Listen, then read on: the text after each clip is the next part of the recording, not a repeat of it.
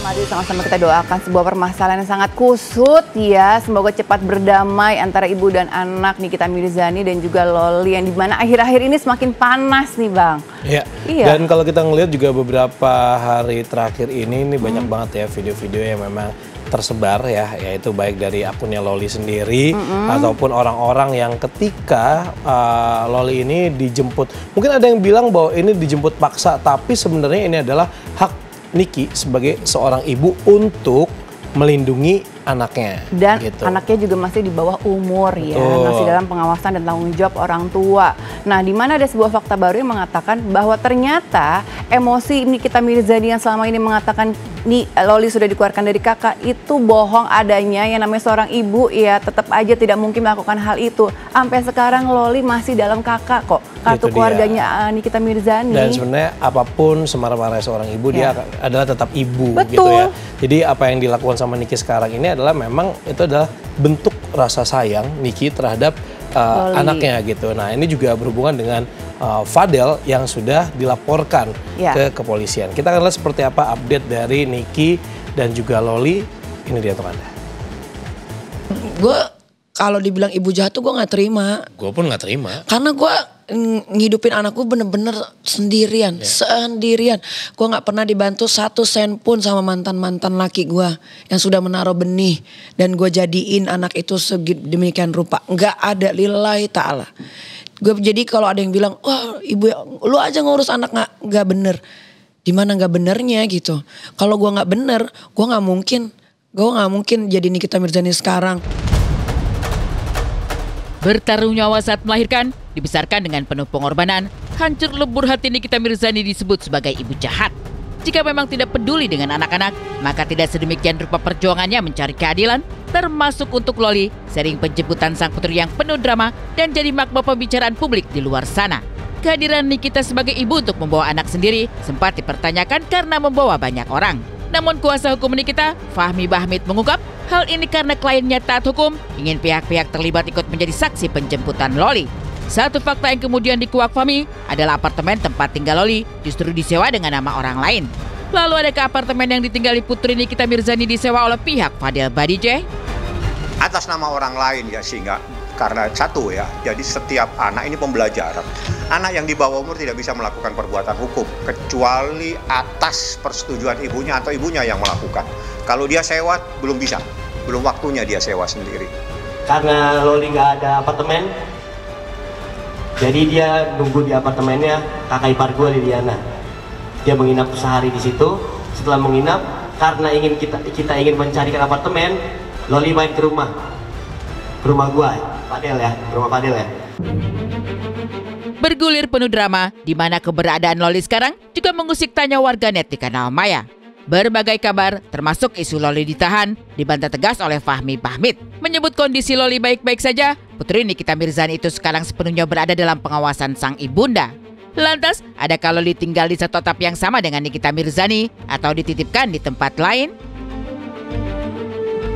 Loli tidak ditahan, tidak ada yang menahan. Tidak ada yang menahan, dia di bawah kekuasaan orang tuanya, dalam hal ini adalah ibunya, Nikita Mirzani. Teknis itu menjadi haknya di kita.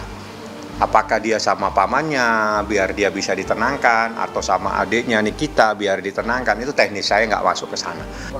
Ya capek lah ya, jadi mungkin capek karena kan dia kurang tidur malam itu. Terus sama saya pagi sudah saya datengin rumahnya, terus setelah itu nggak lama sama-sama dengan saya, ya cukup lama lah ya. Terus habis itu proses di sini, ya wajar kalau dia kecapean. Jadi nggak ada. Yang jelas tujuannya dia adalah mencari keadilan untuk anaknya. Tak hanya Loli, Nikita Mirzani juga disebut benar-benar lelah menghadapi situasi di mana ia harus bergulat dan tersandra konflik dengan darah daging sendiri.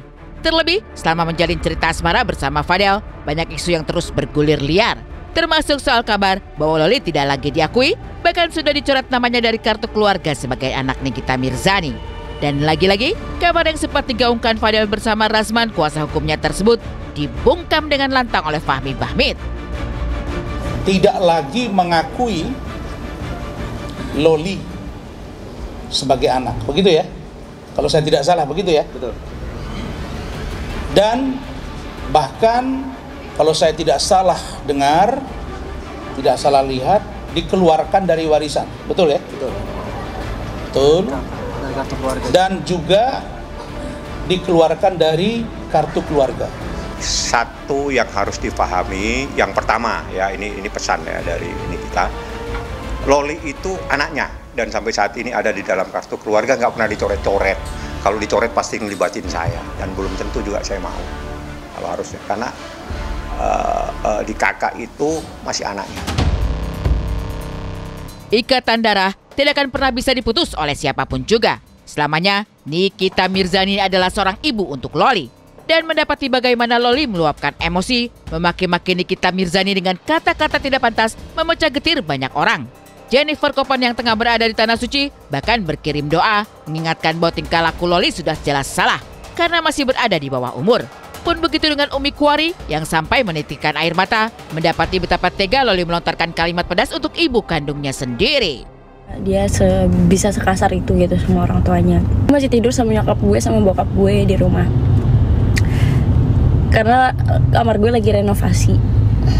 Setiap malam gue selalu ngelihat muka mereka. Setiap malam gue ngelihat muka nyokap gue. Gue selalu ngebayangin, ya Allah, kalau gak ada manusia ini yang gue lihat setiap hari di muka gue tuh, gimana ya rasanya? Dan aku ngerti sih ada di posisi Loli yang kayak, tapi serba susah karena Loli, lo tuh salah Loli, lo tuh anak, jadi mau kayak gimana pun lo tetap, ya tetap, apalagi lo masih di bawah umur ya. Kalau misalkan lo udah 18 tahun atau 21 tahun deh, masih make sense kayak lo terserah deh. Ini mamamu cari keadilan di sini untuk kamu. Mamamu mencari keadilan untuk kamu. Nah, itu saja yang kamu harus pahami. Ibumu sayang sama. Kalau nggak sayang nggak begini dia. Nggak mencarikan keadilan untuk diri. Itu saja yang kamu harus paham. Banyak orang kadang kita tidak paham apa yang dilakukan oleh orang tua kita untuk kita. Ini yang diberikan pembelajaran oleh seorang ibu. Bagaimana dia berjuang untuk anaknya. Oke? Demi memberi yang terbaik untuk sang putri, Nikita Mirzani rela melakukan apa saja. Segala perjuangan Nikita Mirzani, termasuk membawa perkara ini dan menjerat Fadel Badijah dengan Undang-Undang Perlindungan Anak semata untuk kebaikan putrinya. Lalu, siapkah Fadel menghadapi ancaman jerat hukum dengan ancaman tidak main-main? Benarkah langkah Fadel keluar-keluar membantah segala tudingan bersama kuasa hukumnya, Dasman Nasution, di tengah proses hukum, justru bisa merugikan dirinya sendiri? Ya, proses hukum yang masuk dalam Undang-Undang Perlindungan Anak yang ancaman hukumannya itu 15 tahun. Itu baru satu masalah. Nanti saya carikan masalah lagi. Kalau diminta datang, anytime.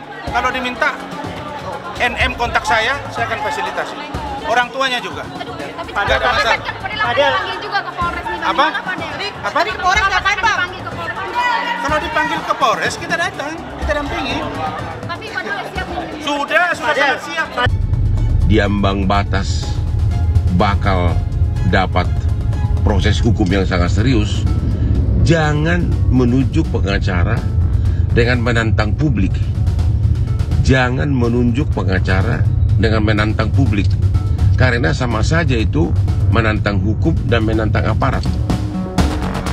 Itu dia, sampai Bang Hotman aja memberikan wejangan ya terhadap Fadel. Karena ya mungkin kalau ngeliat juga Fadel juga masih anak-anak ibaratnya gitu kan. Iya ya, lagian juga tidak ada ya. Kalau bekas suami ada, bekas istri ada, bekas anak, bekas orang tua tuh nggak ada. Sampai kapanpun, sampai kita menutup mata itu darah daging selalu akan menempel di tubuh kita. Jadi selalu diingat itu ya. Itu dia.